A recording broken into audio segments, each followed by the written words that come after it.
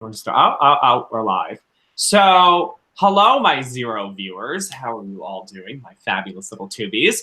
I have the effervescent and ever so beautiful Miss Lunar Wisdom on my channel. For once, she's on my channel. It's all about me. And we're going to talk today about calling the quarters and elements. And we're going to keep this really basic because that's what this series is back to basics. So since we have 0 viewers, where do you want to start? I don't know. It's like you said, it's all about you. Where are we going to start? Oh, ouch. It's not literally all about me. That would make me a narcissist. It's only 90% about me. Okay. Okay, so I want to hear from somebody who, I'm assuming, okay, let's start this way. Do you cast circle every time you do magic? No. Oh, that's a surprise. That's actually not the answer I was hoping for. Oh, really? Well, we talked about this the other day. We did, but it sounded like you call, or you cast circle a lot. I used to. I don't cast circle all the time anymore. Do you call the quarters? Not all the time.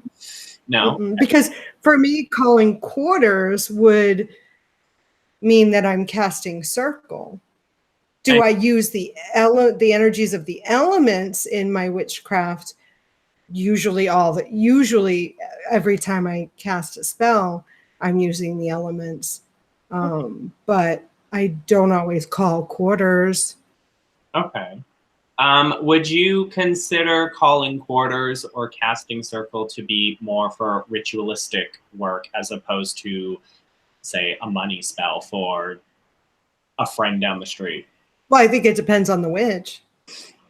When I identified as a non-traditional Wiccan, like 95% of my spells were done within a cast circle.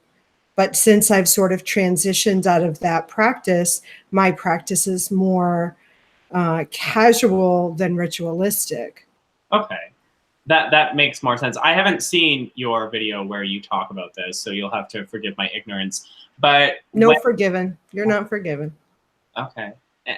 When it comes to the past work that you did, would you consider that to be, like, when you did identify as a non-traditional Wiccan, would you consider that a lot of your casting of circle and calling on the quarters would be more akin to a ritualistic working? Do you consider that process of casting circle, calling the quarters to be more ritualistic? Yeah, I do. Because if you think about Wicca, it's a blending of ceremonial magic and folk. It's sort of high and low magic together. And for me to say that I was a non-traditional Wiccan meant that I was ritualistic in my spell casting. I think that's a big part of what Wicca is.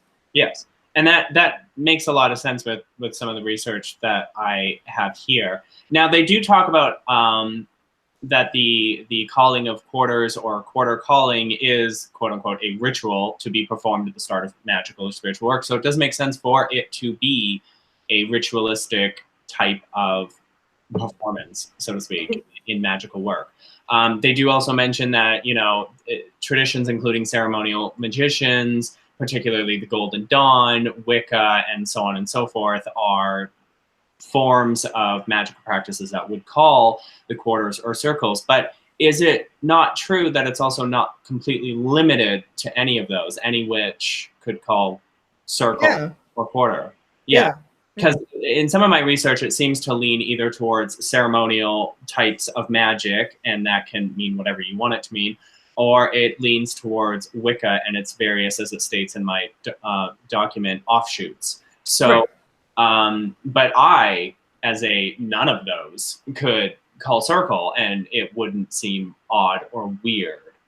I don't think so. I mean, again, it depends on the witch. Yeah. I mean, if a witch is identifying as eclectic, they might be doing circle. They may be casting circle. They may be calling quarters every time they do their spells, but they don't identify as a Wiccan, you know, but they like that ceremonial type setup to maybe get in the mind space or to create that space between the worlds to do their magic. Yes, and as a lot of people understand that the basis of my magical practice is based off the foundation of Wicca, even though it is nowhere near being Wiccan today, but I do find it fascinating to learn more in depth, still, again, at a basic level, of different concepts that Scott Cunningham never covered. Even I don't think I've ever seen this in the Buckland's book. Where have you seen information on calling the quarters? Where could a new witch learn about that?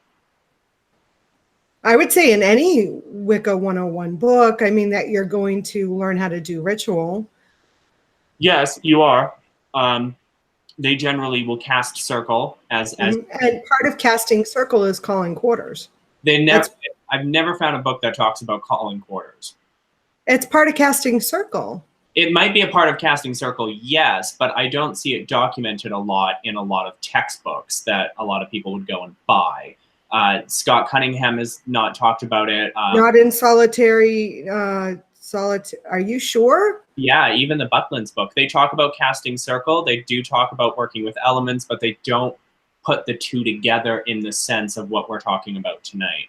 Even the Buckland's book hasn't really talked about it. I would have to look at it because any Wicca 101 book that I picked up, I remember reading. I mean, that's where I learned how to cast circle. Yes, they do. I mean, and I read, and calling quarters as being part of casting circle. Yes, and while I agree with that, I'm just stipulating from what, and I own a lot of Wicca books, but they've talked about casting circle, and in other chapters they've talked about working with elements. But in sense of tying the two together, where you are casting circle and calling the quarters, they have never made that line between the two. They've talked about them separately. I would then, you know what book? I mean, which was part of my library before I moved here. I got rid of the majority of my books when we moved across country. The Witch's Bible. Then, I mean, for me, that's like one of your 101 books that I know they talk about.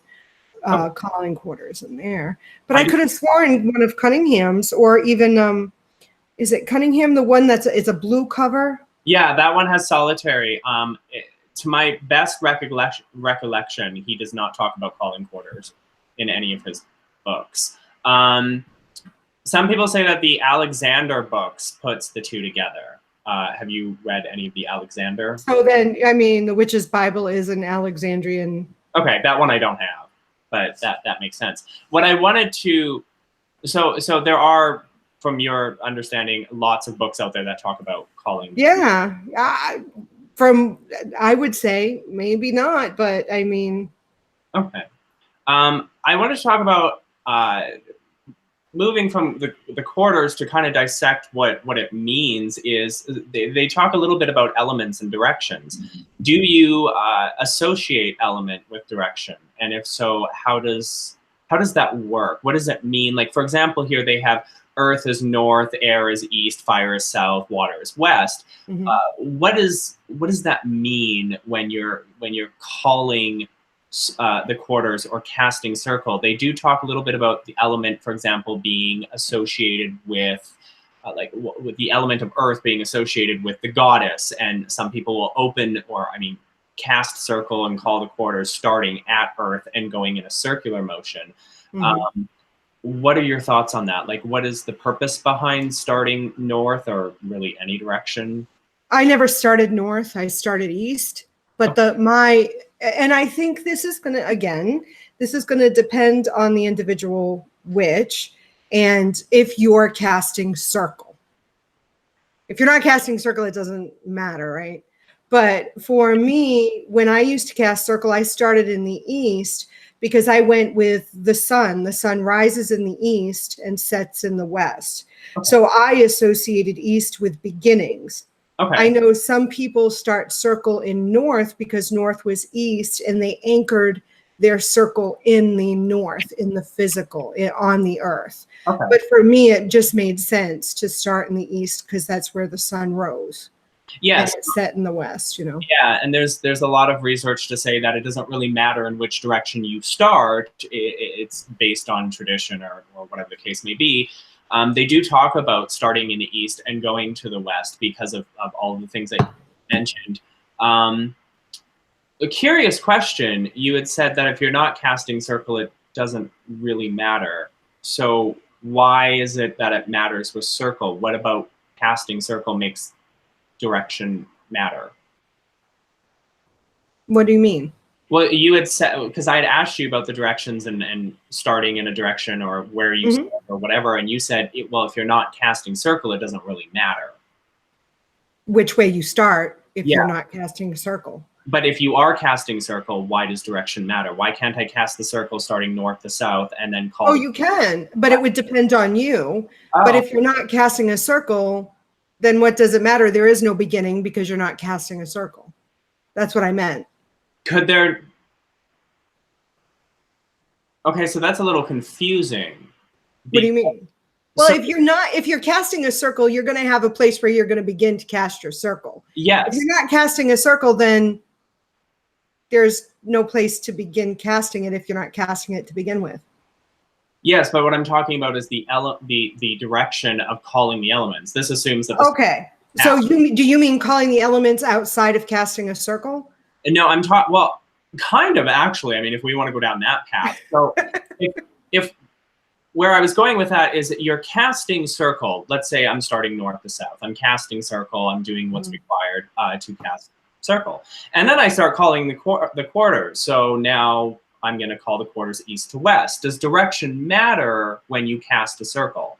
Oh, I see what you mean. Yeah. Okay. When I did cast circle, because like I said, it used to be 95% of the time I did cast a circle. Now it's like 95% of the time I don't cast a circle. But when I cast a circle, calling the quarters was a part of casting the circle. I'm sure you're familiar with cast the circle 3 times round, whatever. Round. Yeah. For me, casting the circle 3 times meant going around the circle once to cleanse and consecrate the space. Yes. The second casting was with the athame to actually set the bound. And the third was to call the quarters.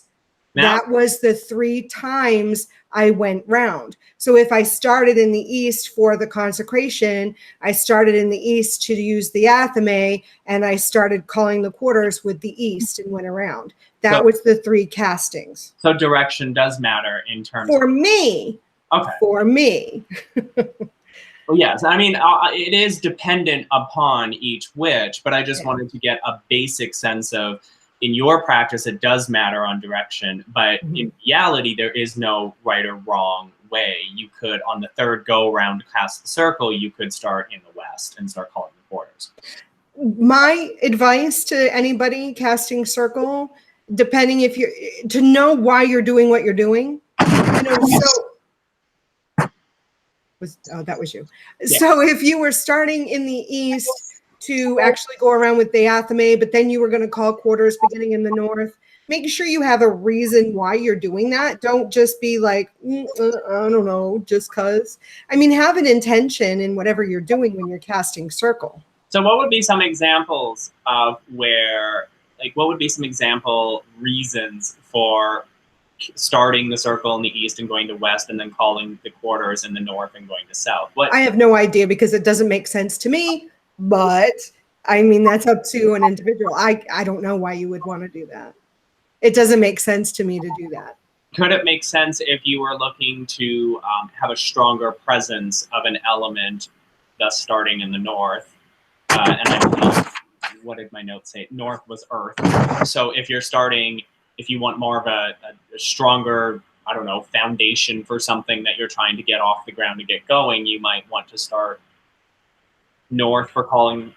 My advice would be if you're going to do that, then start casting your circle in the north. Just do everything from the north. Okay, that does make sense, because a lot of the books that I have read, when they talk about casting circle, not specifically calling the quarters, but when casting circle, they do talk about always making sure that you're going to do it in the same direction, whether it's every time or the majority or whatever the case is. Yeah, consistency is best because, and I would even say that if you're going to do ritualistic spell casting, to always use the same space too, Yeah. because it's going to get that energy buildup of what you're doing. Just like, you know, you use your altar, every time you go to the altar, you're feeding it the energy. It's the same with casting your circle. Okay, that does make sense.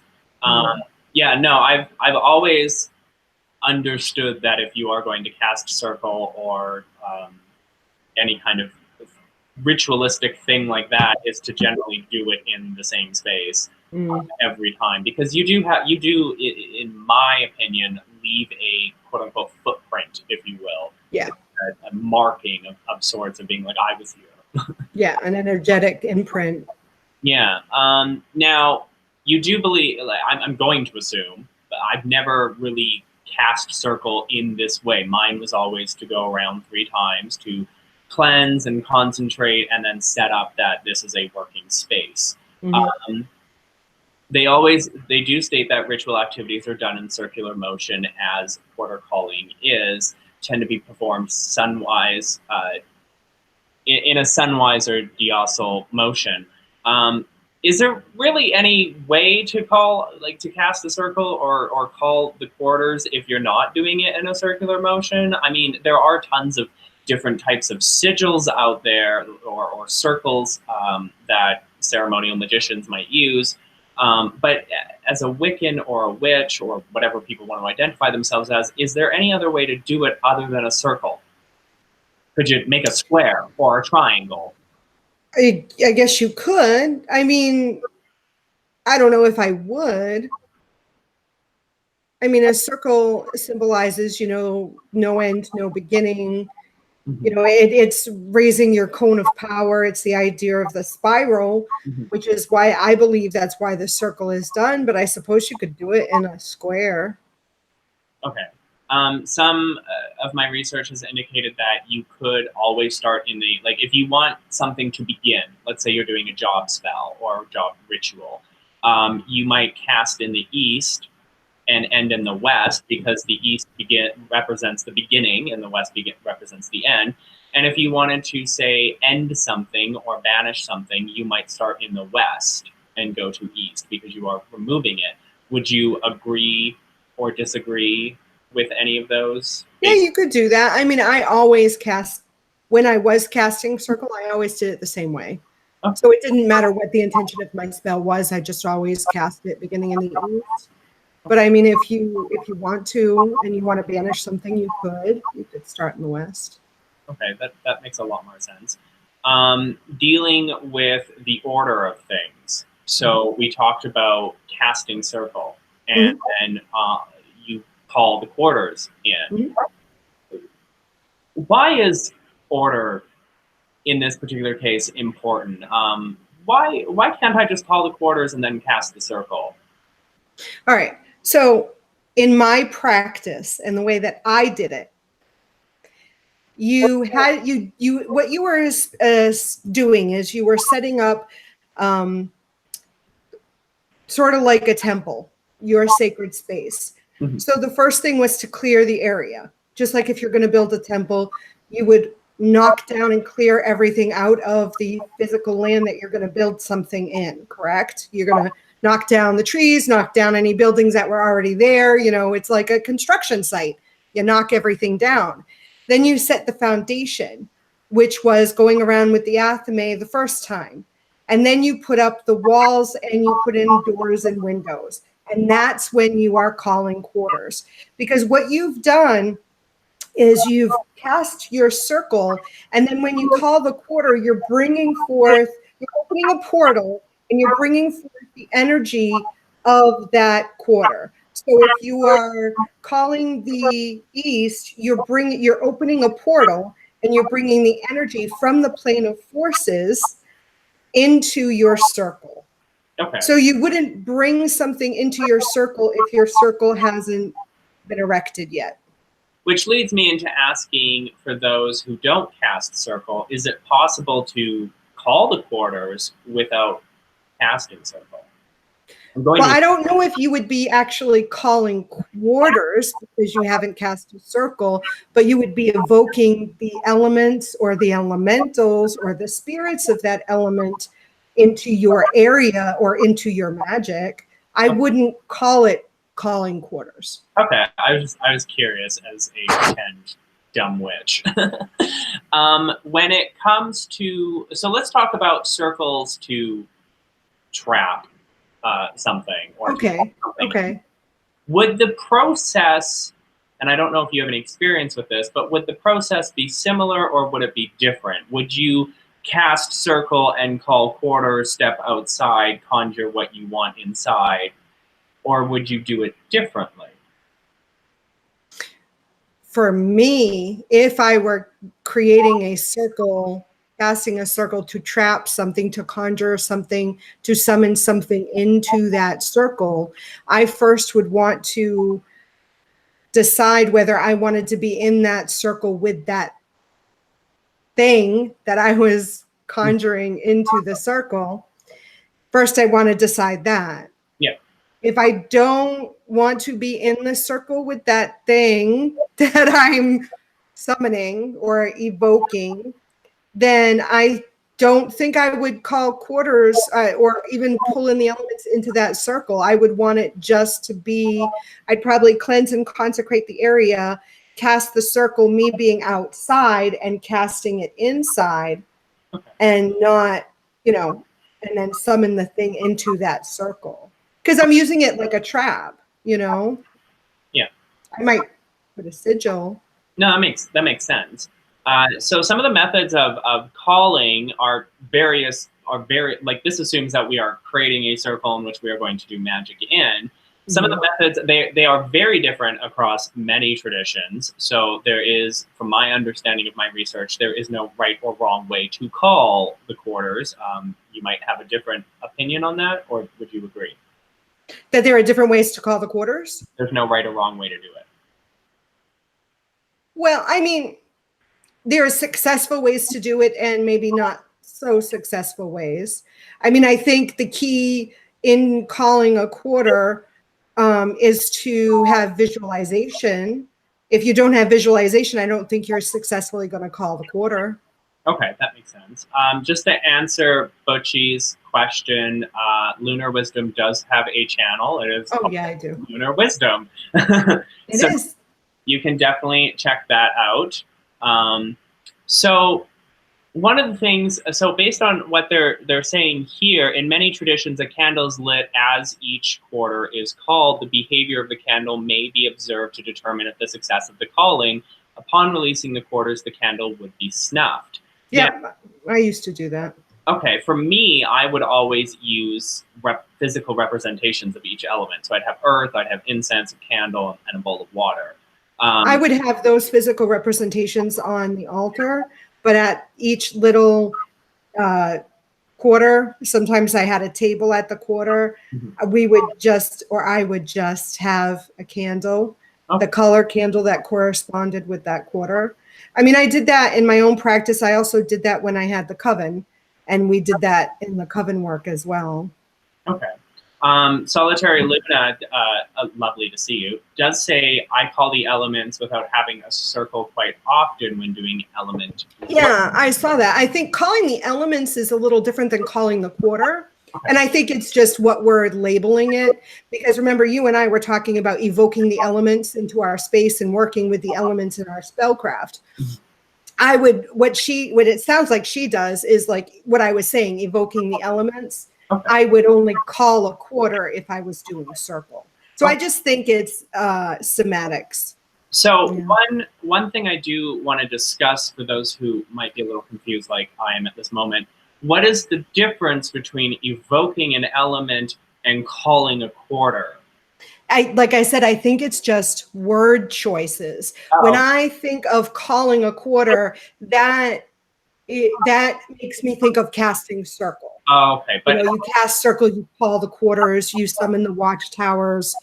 But if I'm not, it's still, when you're calling a quarter, you're evoking that element into the circle with you. Okay. But I I just separate it because that tells me I'm actually casting circle. Okay, if I'm calling an element, calling a quarter. Yeah, and that makes a lot of sense. So now that you've cast circle and you've called the quarters, let's say you've done some work and now it's time to dismiss the quarters. We'll get into the watchtower thing in a minute. I have notes somewhere on this. So when we talk about dismissing the quarters, they're generally called at the beginning of the ritual, as one would normally do, and just after the circle is cast or as part of the casting itself. They're banished using a similar method to their evocation. Many traditions reverse the order, moving widdershins around the circle at this time. Any candles in the evocation would be snuffed. Mm-hmm.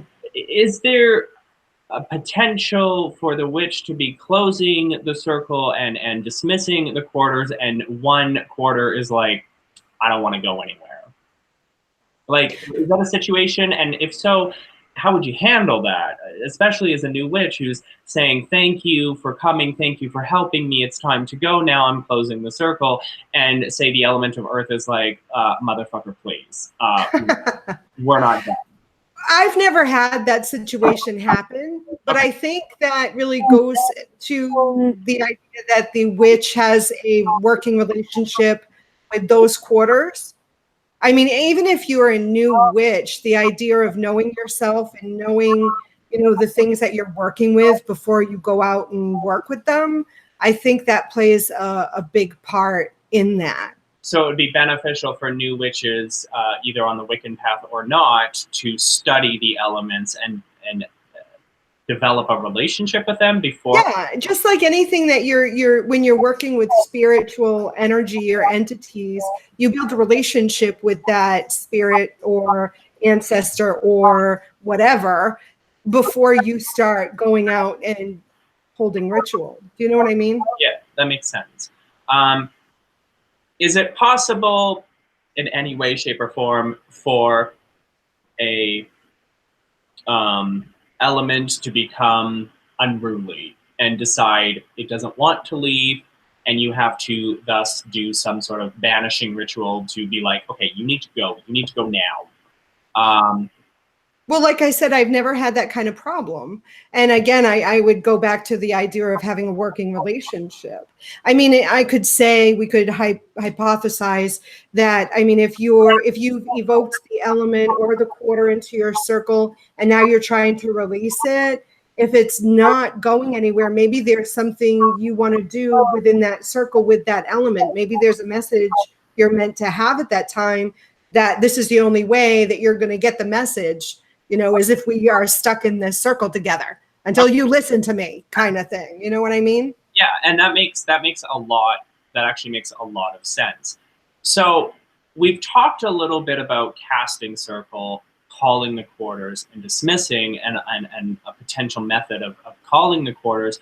But let's talk about what exactly we're calling, because when we talk about elements, most of us think about fire and earth and air and water. And when we call those, people are like, well, what the hell are we calling? Like, are we calling a deity? Are we calling a spirit? And a little bit of my research states that what a witch is calling when he or she calls the quarters can vary greatly from witch to witch, tradition to tradition, how dangerous the practice is. It's important that you accomplish what you're trying to essentially accomplish, that they are elemental entities, that when you call the quarters, you're essentially calling elemental spirits or entities of some kind to come in, to be a part of what you're doing. And when dealing with spiritual entities, a certain amount of formal ceremony is required. Some traditions tend to have prescribed ways of dealing with these. The nature of these entities vary, and for those who honor angelic beings, there are angelic aspects associated with them.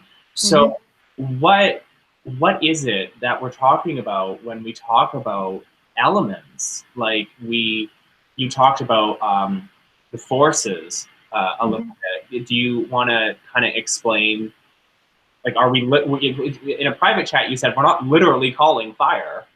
Right. I mean, like you mentioned, it depends on the individual and the witch and the tradition as to what they're calling, if they're calling circle.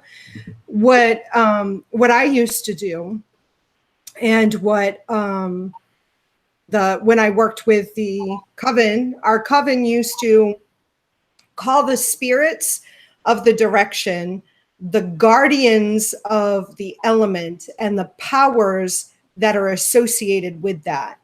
So it was almost like three aspects of the direction. So of the north, or of the, like I said, we started in the east. So we would call the spirits of the east the guardians of air and the powers of thought.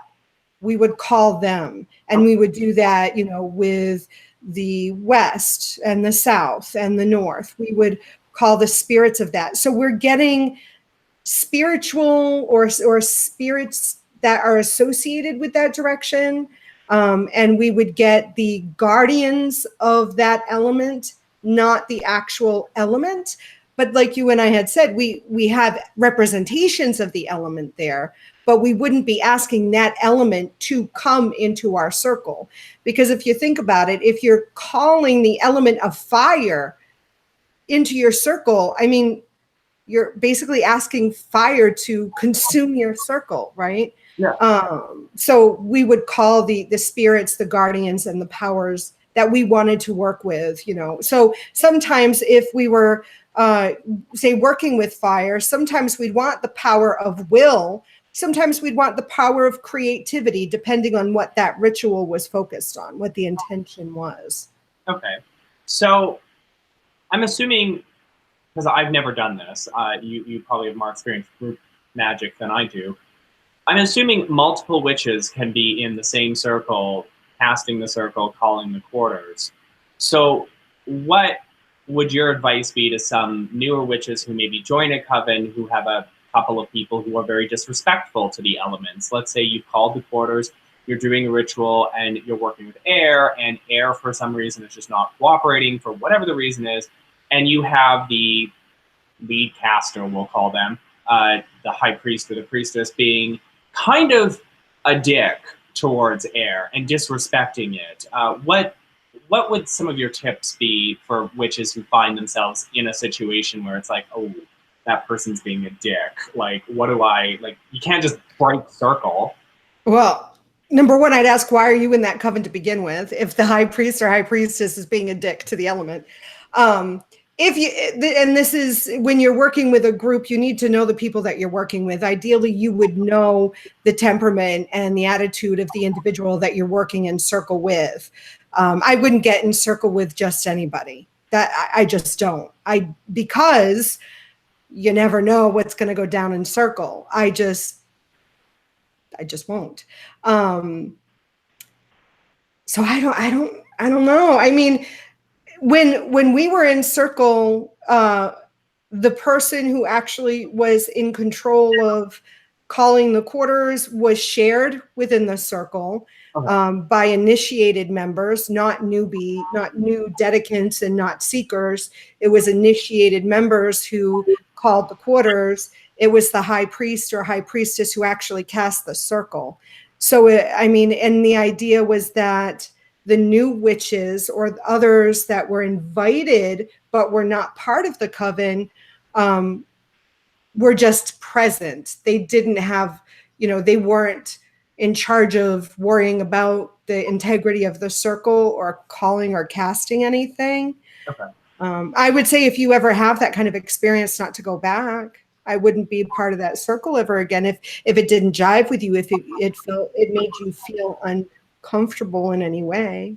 Yeah, that makes sense. But I guess what I was getting at is if you're involved in that moment at that particular time, as a witch of any level, is there anything that you should say or do? I mean, it's one thing to be Are you a member? I mean, that's very situational. Are you a member of this coven? Are you just visiting? Is it a public open circle? I mean, I'd need to know more details.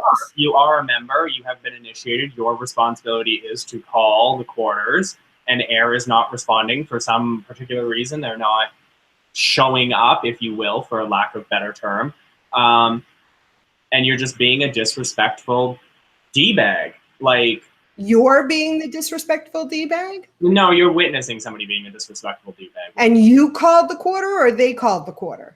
You called the quarter. And it's not showing up. They called the quarter, and the quarter isn't showing up. Yeah. Well, then it's the job of your high priest or high priestess to step forward, or whoever they have.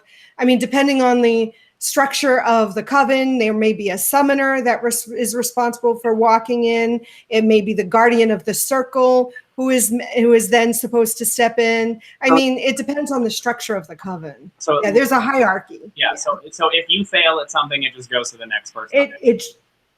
I don't know. It should. But, I don't know the structure of the coven. Yeah. I mean, it depends on, if it's just a coven of witches who come together and they're just practicing together and there's no hierarchy, then I would suggest that these things should be addressed before you cast circle, Yeah, that makes sense. Okay, so kind of looking back at my notes for a second. So when we talk about elements and we talk about evoking them in, and we talk about having a relationship with them, and we talk about working with them, are we to treat the elements that we are bringing into our circle as, say, Hecate or the Morgan or Diana or whoever it is that your main matron and patron are we to treat them in the same manner as we would a deity? I think that depends on, you're talking to someone who doesn't have a deity. So my answer is yes. But if I had a matron and patron, I don't know. It would depend on my relationship to my deities and my relationship with the elements. Because for me right now, the elements, the primordial forces that make the universe are what I work with now. Okay. That's what I work with. So the past, we're talking about, because you come from sort of a more structured magical practice. So that's kind of where I was going with that. In your previous experiences of working with the elements, did you tend to treat them more as your matron or patron at the time, or did you kind of treat them like the guy down the street who you... No, there's always a respect. I mean, because from the Wiccan perspective that I was working from, you have the all that there is, and everything is a manifestation of the all that there is. So even God and Goddess were part of the all, but so were the elements. The elements, I mean, everything was the all. So there was a respect. I mean, the elements were not personified like God and Goddess, but they were still as relevant and were worthy of our respect, just as deity was. Okay. The reason I ask that is because, as I mentioned before, some people consider the elements as angelic entities or associations with the four directions. So Uriel, Raphael, Michael, and Gabriel. And when we look at angelic associations, we see that these are archangels. These are, right next to God. So I was just... That's not my perception of angels. So... Well, I mean... biblical. But there was no rank, and there's still, for me, there is no rank. Okay. And how I view angels there's no rank. Okay. in a ceremonial practice of Wicca or what other tradition, there generally is. So, I mean, if we're coming at it from that perspective, there technically is a ranking here. Where I was going with that is with this understanding of some people associating it with angelic entities and associating it with entities that have a hierarchical standing, what I wanted to understand was, should we be treating them like we would our god or goddess? And the general answer I seemed to get from that was yes. Now, I want to understand from your perspective, what is the watchtowers? This is something I've never heard of except for Jehovah's Witness. Really? Yes, I've never heard of the watchtowers in any way. Within Wicca, there is the concept of the watchtowers. It's within Wicca too. And if you think of it as Jehovah's Witnesses, it's very similar. to the idea of what the witness, because I was a Jehovah's Witness. So the watchtowers in traditional witchcraft, obviously they don't utilize the watchtowers, but in a lot of Wiccan traditions, they do. And the idea is that the watchtowers are, there's two different thoughts of what they are. Some individuals view the watchtowers as actual towers, towers that stand at the portals once you cast your circle. So you have these portals that are just like open doorways between the space that you created and the plane of forces, where sort of it's a corridor between here and there, kind of like the veil idea. And there's this open portal. So you don't want to leave the portal open while you're working your magic in your circle. So the watchtowers would then be placed at each of the portals. So some of them think that they are actual towers. Some of them think that it's just a label that is used to describe the watchers, meaning, again, if you think of Buffy, you know, the watchers kind of thing, where they kind of watch over what's going on within circle. But the belief in what the watchers are and what the watchtowers are kind of fluctuates depending on the tradition and the individual Wiccan. But they are definitely something that stands at the portals. Okay. What I have found on the watchtowers, because again, I've never even come across this term, even when I was doing Wicca, was that the watchtowers are homes of the, as you said, watchers. They are concepts found in Enochian and Golden Dawn, and the guardians of the watchtowers or watchers are angelic beings that are summoned, using elemental weapons and the names of God to gain their cooperation to guard the circle against presumably demonic interference. Now, obviously, living in a modern era, you know, we don't live in the 18th century anymore, so we're not always scared of the dark and think the boogeyman is going to destroy our crops. But how much truth is there in this in modern day Wicca? Would you agree that the watchtowers are there to guard against anything that might try to get into the circle or might try to come through said portals? Honestly, I think it's the other way around. When a witch is initiated into their tradition, into their coven, they are introduced to the watchtowers. It is when the witch takes their craft name, or they're given their craft name by the high priest or high priestess, and then that witch is introduced to each of the watchers. And it's at that moment that there is this bond made between the witch and the spirits of the ancestors, or whatever the watchers represent for you. And from that moment forward, when the witch casts their circle and calls the quarters, the watchers are present. And what they're doing is they're making sure that the witch's spell casting is aligned with their true self, their true will, not necessarily for their highest good, maybe, depending on what that is. But instead of the watchers making sure nothing comes in, they're ensuring that your spell that you're about to cast is going to benefit you, and they allow that intention to be sent out. Okay. So it's that kind of relationship. Okay, that makes a bit more sense in terms of what the watchtowers is. In relation to solitary practice and not in covens, is it the same concept?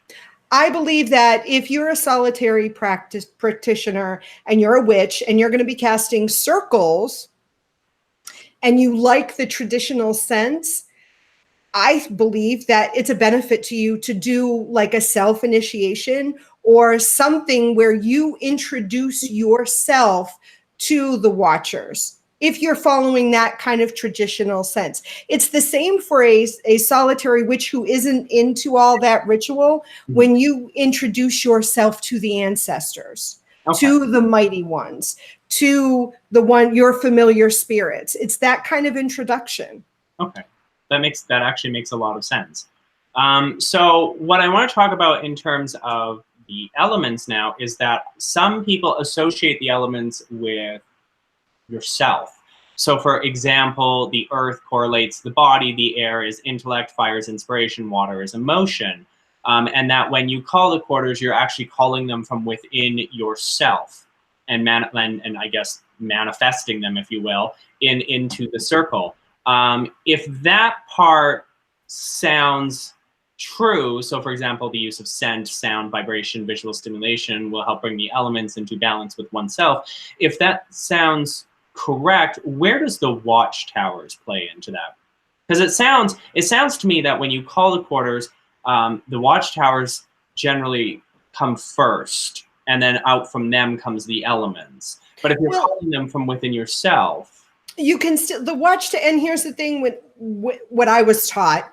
When you're casting circle, if it isn't anything like a big initiation, if it's not one of the sabbats, if it's not something that is like very a rite of passage, that kind of thing, then calling the watchtowers may not be necessary. Just doing the guardians of that quarter is good enough.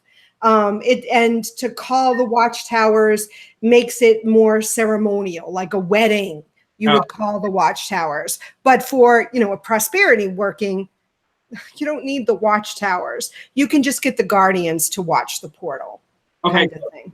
Let's talk about the guardians for a second. What are they? Are they the elements, like a representation of the element that's coming into your circle, or do they stand between you and the elemental force that you called in? Well, the guardians are like they could take form of a spirit guardian. Like you could have a spirit guardian associated with that particular quarter. So, and again, this is where if you're working in a coven, you may have the person that is calling that quarter call their guardian forward for that quarter. Okay.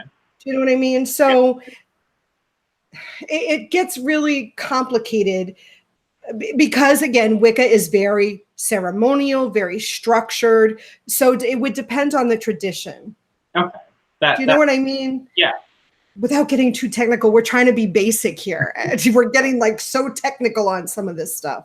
Well, what I do want to know for a new witch, especially for somebody like me, where can I learn about the guardians and the watchtowers? Like I said, a lot of the stuff that I was taught, I was self-taught a lot of it from books. Some of it, though, was discussed with me with this woman who acted as a mentor for me. She owned a metaphysical shop. So I would spend time sitting, talking with her and sort of doing these kind of conversations. So some of it I can't tell you specifically because it came from an oral and passing on. Yeah, and the reason that that's actually one of the reasons that I wanted to do this series with you is to discuss some of those basics from your viewpoint of where you come from and see how my craft kind of played on top of Wicca itself, like evolved. So it's actually interesting that we're able to have these conversations. And, sorry. And one of the reasons that I ask where people can get these from is because a lot of the books that I have are Scott Cunningham, but I've also got a bunch of other Wicca-based books that I've picked up over the years. And the only time they ever talk about elements is in a separate chapter, and they talk about working with the individual element and what the individual element means and so on and so forth. But they've never talked about watchtowers or calling the quarters. That always seemed like it was too high level for some of these books. The Coven's book, and I don't know if you have it or if somebody in chat has it, but I haven't seen anywhere in there. And that's a pretty extensive Wicca 101 book. I don't have a physical copy, but I have it on PDF, I believe. Buckland's Complete Book of Witchcraft. And just to Twilight in the chat, this isn't Solitary Luna this time, it is the Fabulous Lunar Wisdom.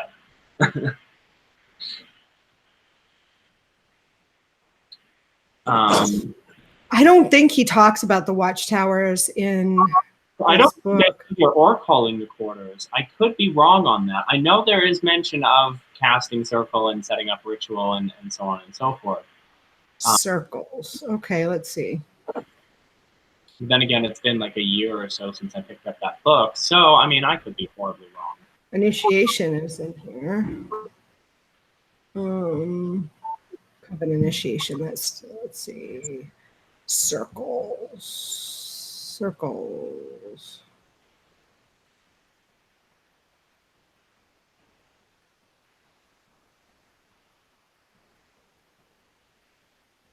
Yeah, no, I don't see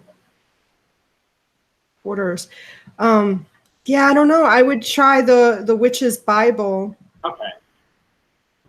That makes sense. So I wanted to talk about elements as pure, non-conscious energy, which is something that I saw come up a lot in my research for this conversation. And some people have stated that viewing the elements in this way somewhat combines the two above approaches of calling in a spiritual or calling it from within yourself, while they are not, as rife with all of our baggage that us humans tend to carry around with us, they can still be tricky to control. For example, fire doesn't want to hurt you, but if you're not careful, it'll burn your whole house down. Mm-hmm. So when we think about the elements and we think about working with them and we talk about having a relationship with them and we talk about being respectful with them, you can still get burned, essentially. You can still get fucked with in a way. So I'm assuming you would never suggest to a new witch to cast circle and call the quarters because 90% of the time they have no idea what they're doing. But if a lot of them are solitary like me or you, where would you even begin? Like, I think, well, like what I used to teach is to look at what the ritual, whatever ritual. I mean, you're a new witch, you don't know how to write rituals, so obviously you're going to go to a book and find a ritual that calls to you that you like. And then what I told my students to do is look at the ritual and say, okay, why is this person having, say Cunningham, we're just going to use him as an example. Why is Scott Cunningham telling me to do this?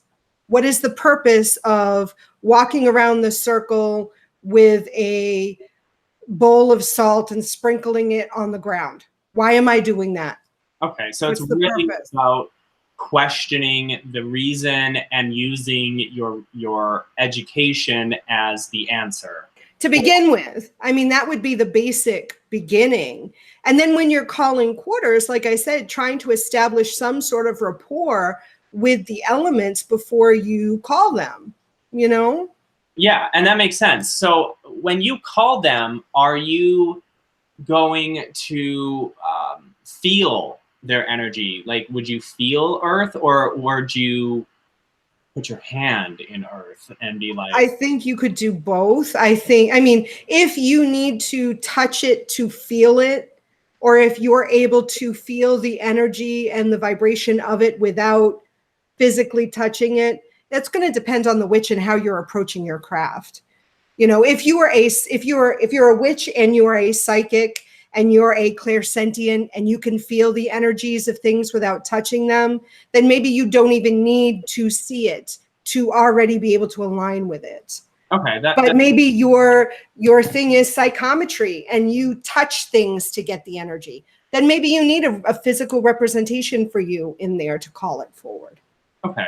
That makes sense. I mean, sometimes I will use physical just as a representation of, okay, these directions mean this to me. But generally, it allows me to feel the energy come into me. A good example of that, and I don't know how much you're going to disagree with the way that I did everything, but it would be interesting to see your perspective. So I think I've told you this story. I know I've told Solitary Luna this story, and I've pretty much probably said it in a live chat. I don't remember my live chats though. But so a while ago, I needed to do a money spell. And I reached out to you, as you'll recall, and showed you the tarot spread and was like, okay, I can't, like, I don't have the spirit access. I don't have the god or goddess. How the hell do I do this? And you said, use the elements. So what I did was place out containers with the elements in them. Like I had a candle, I had dirt, I had water, I had an incense. And I placed them around me. I didn't exactly cast circle, but I placed them around me in kind of a circular fashion. Mm-hmm. And what I did is I basically just called on the energy of the elements, and I could visualize a line from, say, the bowl of dirt going into me, mm-hmm. line from the water and the fire and the mm-hmm. air going into me. And as it was going into me, it was going through me into my hands, placing the intentions in. Mm-hmm. Now, this, I'm assuming, has nothing to do with casting circle or calling quarters, because I didn't really do any of that, except I did do the old way I was taught, evil round sink into the ground, and I did that like 3 times and the area and use black salt around. But that's, I guess, my way of casting a circle, if you will. So based off that, I'm wondering, like, what exactly was I doing there? Because I'm not calling circle, I'm not casting, but I am working with elements. So how I would describe that, and I think this is the conversation you and I had, is pulling or drawing power in the natural world around you. So as a witch, we are able to manipulate energy. Okay. And there are other places that you can draw energy from other than just your own.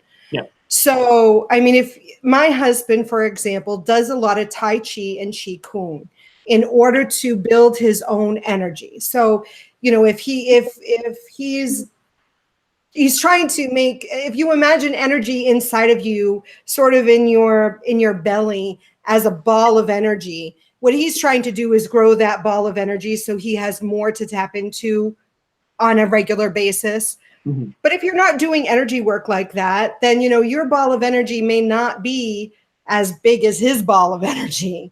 And you may need to do something to grow that energy. So when you're in circle, if you're clapping and you're trying to raise your own energy, you're trying to make that ball get bigger. But say for some reason you just can't do it or you're not feeling it. You, as you described, you usually get help or guidance or energy from the spirit realm. Yes. That's another place that we can draw power from. We can ask the deities, we can ask our spirit guides, the angels, the demons, the whatever, to grant you energy. So then they'd send you energy in order for you to do your magic. But as you were describing, that's another source where you can pull from the natural world around you. You can tap in to the earth. You can draw energy in that way. You can do it from a waterfall, from the ocean, from the mountains, from thunder, from lightning, from fire, from volcano, whatever. And what you did is you draw that energy into you. So you build it and then you send it out. So it's the same concept as when I go walking and sometimes grace YouTube with my beautiful nature videos. But when I go walking, usually I do this in the summer or in the winter, or whenever I just feel so drained. It's a way of just kind of absorbing the energy from the things around me, usually nature, to then build that ball of energy up.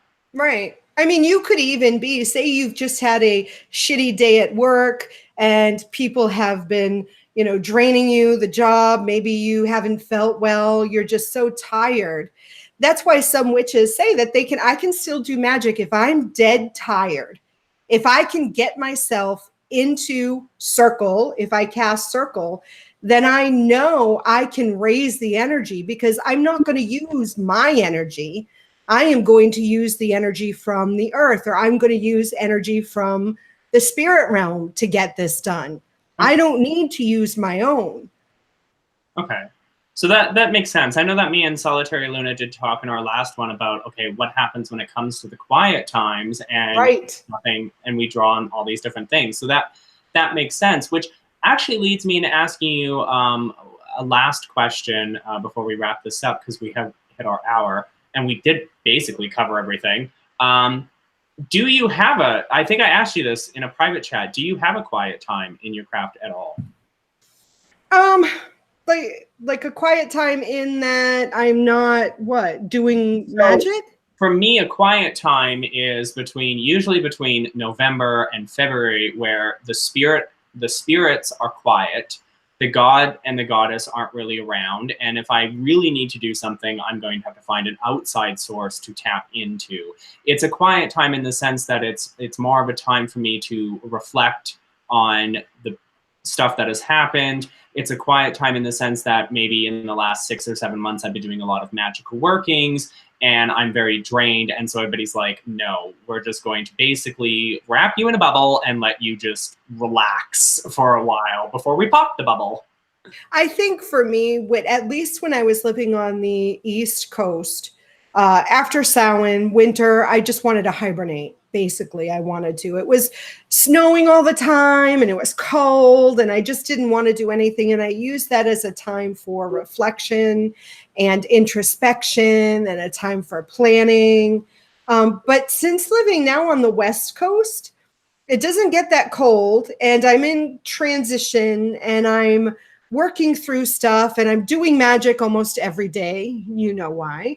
And need to get shit done. It's not quiet. It's not quiet. And in fact, it seems to be more busy since I've gotten out here, but that's because I think things are sort of in transition. So I think my quiet time is going to come when everything starts getting stable. Then it's going to be like, okay, we're chilling now. But right now it's not quiet for me. So I don't know. There used to be, but not really now, you know? It just might transition to a different time period is what you're saying. Yeah. Okay, that does make sense. Did you want to talk a little bit about your transition? I know you have mentioned it a bit in some videos, in a video that I have yet to still watch. I apologize. But I'm just wondering, some witches out there, they do, when they're new in their craft or when they've been in their craft for a while, they do go through a transition period. In your case, you went from non-traditional Wiccan to what you are now. Do you have any... What am I now? I don't fucking know. Neither do I. But do you have any advice? Because I've gone through this and I just put my mess on YouTube. But that's me. That's how I deal with things. But what advice do you have for other people going through a similar situation as you? Good luck with it. I don't know. I go with it. I mean, I guess it's really... it forces you to really hold on to what your foundation is, whatever that is. So even though my identifier isn't non-traditional Wiccan anymore, I still know there are certain things I believe. You know, there's certain core beliefs that won't change, at least not now. I'm not going to say never, because who the fuck knows what happens later on. But there are core things that I have always believed and still believe. And if I hold on to that and I believe in myself and have confidence that things will work out, and know that my magic is real and works, if I hold on to that, then I know everything will turn out the way it should turn out for me, because nothing lasts forever. I mean, life is change. And I know that on the other side of this chaos, there's going to be something better. I'm going through an expansion, a growth, a learning. Sometimes it's so scary, like so fucking scary. But I have faith that everything will work out in the end. Yeah. And do you find it harder to do magic or rituals during this transition period? Or I don't do rituals, really. I really don't do rituals. Not now. Because I don't know what my ritual would look like if I did a ritual at this point. It's just magic. It's just standing over there at the altar, communing with my beloved dead, with the ancestors, with the mighty ones, and doing magic there. And the elements. And apparently the Fae are making a big sound, whatever. But it's just that. It's what it is. It's less structured. Okay. It's less structured. Yeah, I know when the Saints left, I found it almost impossible to even do magic. And the times that I had to do magic, it was very hit or miss because I had no clue where the hell am I going? What am I doing? So I did fall back to the spirits. And even then they were quiet. And it was just like, okay, what the hell do I do? So I was like, I'm going to put my mess on YouTube. I know what I need to get done. I know what I need to manifest. So I know what the intention is. And then I have an idea of how to get there. It's just everything else. You know what I mean? Yeah. It's the difficult part that will eventually figure itself out. Okay, well, we did meet our hour part of this conversation, so I'd like to thank everybody who came down tonight to join our lovely chat. And I will just throw this out there. I'm not doing any more live videos until March because I need to step away from everything and just breathe for 5 minutes. So until then, I do have some videos coming out and so on and so forth. But until then, I love all of you. And I'll ask the Miss Lunar Wisdom to stick around for a moment after I hit stop broadcast. And I will see you guys next year. And I have, again, as I said, I have some videos coming out, so I'll be responding to comments. But I'll see you guys next year for new content. Bye-bye, everybody.